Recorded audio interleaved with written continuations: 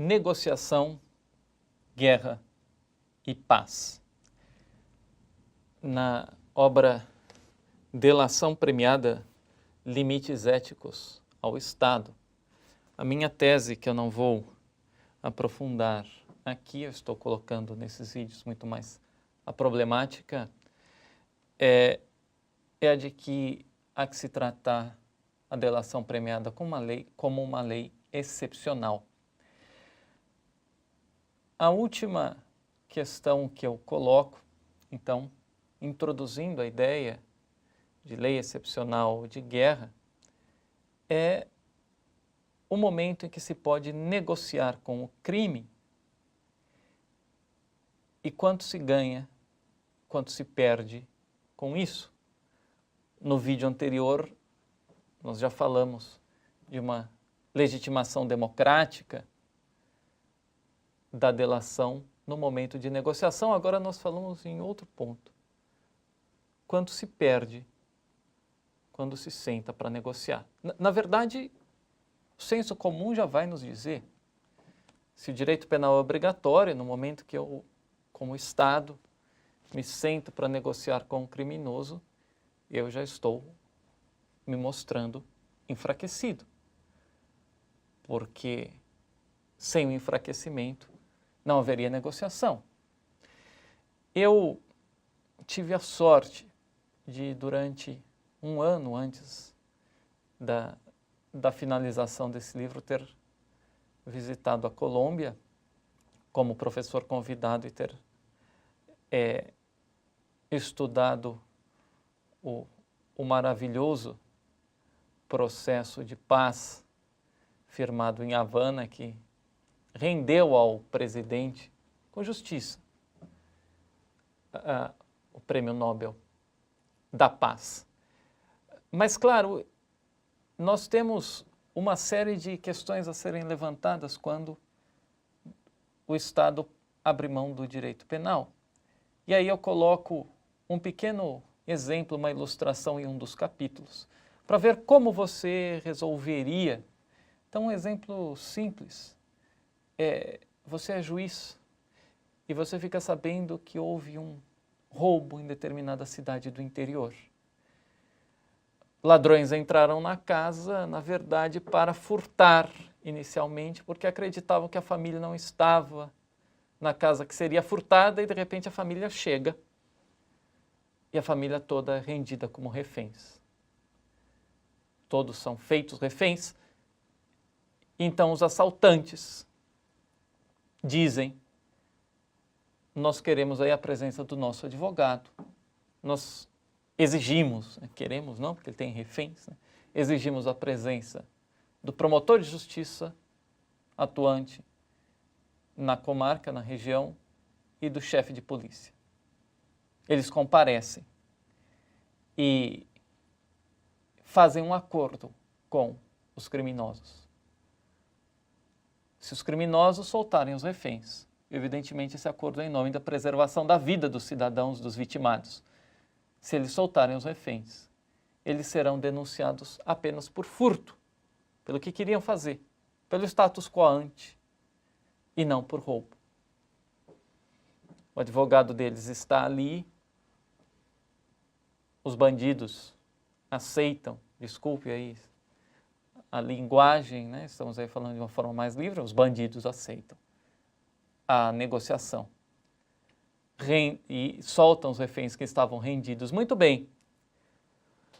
Um promotor que não era aquele presente no momento da negociação recebe o inquérito e oferece a denúncia por roubo, com sequestro, cárcere privado, dependendo da forma como ele direciona, mas de qualquer forma por roubo. E é irônico ao dizer sobre uma eventual alegação de um pacto feito entre delegado e outro promotor e advogado e bandidos e assaltantes, porque ele diz, bom, primeiro eu não vejo nenhuma previsão sobre acordos feitos durante roubos, nenhuma previsão legal. E depois, no mínimo, todo acordo, para ser juridicamente válido, tem que ter a liberdade das partes, e esse foi um acordo feito com a faca no pescoço, literalmente.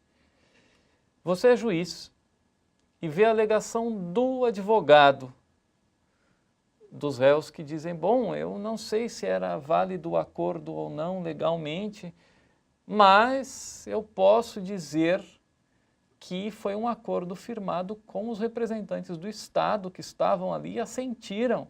Eles eram os únicos representantes do Estado naquele momento. E mais, né, você como juiz fica sabendo que existe uma ameaça de rebelião se você, juiz, não cumprir esse acordo recebendo a denúncia só por furto, porque um daqueles presos é o chefe ou um dos líderes de uma grande organização criminosa que controla presídios. O que você faria como juiz? A questão é interessante porque, na verdade, ela talvez já tenha sido aplicada no nosso país de modo ilegal. Os acordos com crime organizado podem ter ocorrido em nome da pacificação social e nós não estamos muito distantes de observar essa realidade. Na verdade, são acordos de paz que, tal como a Colômbia enfrentou há pouco tempo, mas como ocorreu a pacificação, por exemplo, na Europa há algum tempo, sem, evidentemente, perdão específico, mas aconteceu com ETA na Espanha, com IRA na Irlanda, com o Baader-Meinhof na Alemanha. A pergunta que fica é, em que momento o Estado pode sentar e negociar com o delito? Em que momento a justiça restaurativa, transicional, se transforma em impunidade? Perceba que tudo isso está por detrás da delação premiada. Qual é as considerações que eu faço a respeito? Bom, a primeira ideia é de que quando existe um processo de pacificação, com perdão recíproco, o Estado reconhece que existe algo de justiça na reivindicação da outra parte.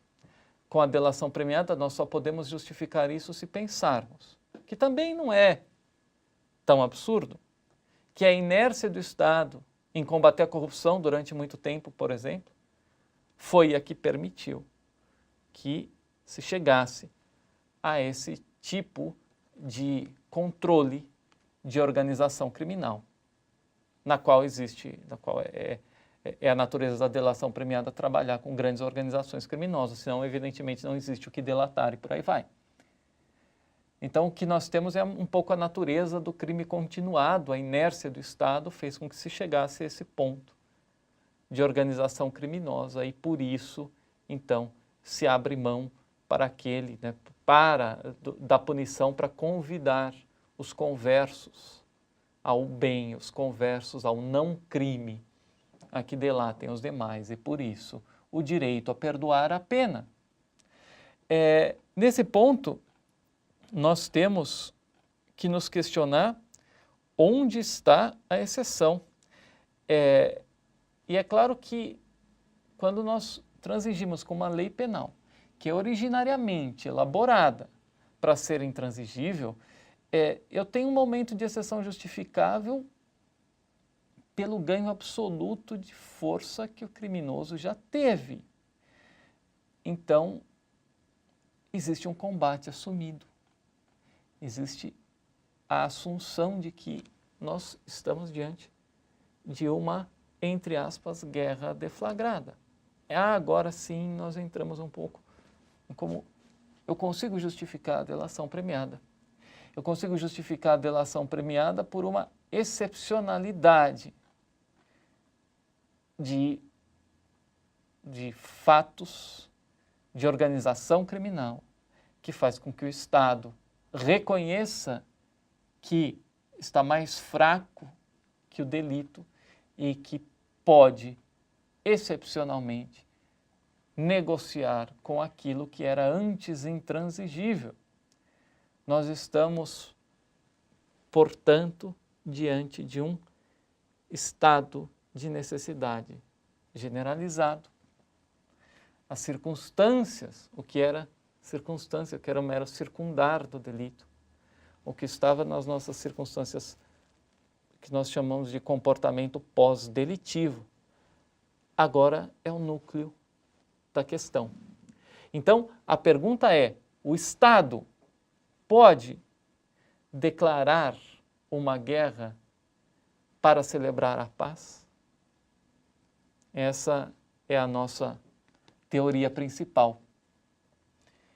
Eu lembro, dentro do direito de guerra, duas figuras muito interessantes da literatura do século XVI, dos séculos XVI e século XVII na Espanha, Ginés de Sepúlveda e Francisco de Vitória.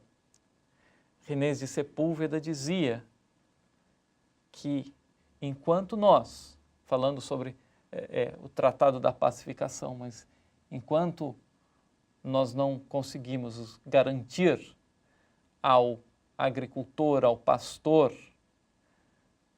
a defesa contra os lobos e outros animais predadores, você não vai conseguir fazer com que ele deixe de usar os seus cães. Então, a guerra é um instrumento emergencial. E Francisco de Vitória, grande salmantino que estudava a guerra, vai dizer que a guerra só pode existir se tiver por fim a paz. Então, na verdade, nós só podemos trazer uma lei emergencial, uma lei que flexibiliza o direito penal, se nós observarmos que ela tem que ter um fim. Então, a nova pergunta que surge é, se nós temos efetivamente uma emergência, que emergência é essa? Se nós temos uma guerra contra o crime organizado, quais são os instrumentos dos quais o Estado pode efetivamente lançar mão? É só ler as leis internacionais e a brasileira de combate ao crime organizado, que nós vamos ver aí plasmado. A guerra contemporânea. A guerra contemporânea que se dá basicamente hoje em relação ao narcotráfico, em relação à corrupção e ao terrorismo, que o Brasil ainda não é uma vítima, esperamos que nunca seja, como é a Europa, como são os Estados Unidos. Então, a lei de guerra é a que explica a delação premiada. Se nós admitirmos, como falamos no vídeo passado, um utilitarismo e admitirmos que introduzimos na nossa cultura esse utilitarismo por conta de um momento de combate, nós justificamos o enfraquecimento do Estado existente no momento da negociação com o delinquente para a delação, da mesma forma que nós justificamos o perdão nos grandes pactos de paz que o mundo viveu e que a América Latina viveu recentemente e que nós esperemos que funcionem, porque são absolutamente justificáveis quando temos uma finalidade de pacificação e de ordem social atingida. Para terminar, faço a leitura de um dos fragmentos conclusivos que fala sobre os inimigos da guerra. Diversamente de um delito comum, as grandes organizações criminais suplantam o que é a delinquência ordinária em virtude da criação do risco sistêmico. Elas sobrevivem à persecução porque se recriam, e ao se recriarem, enfrentam o status da organização social. Isso é a delinquência organizada, e é essa que justifica a guerra. Corrupção apenas, narcotráfico apenas e ato terrorista apenas não justificam a guerra. A organização sistêmica, a princípio, sim.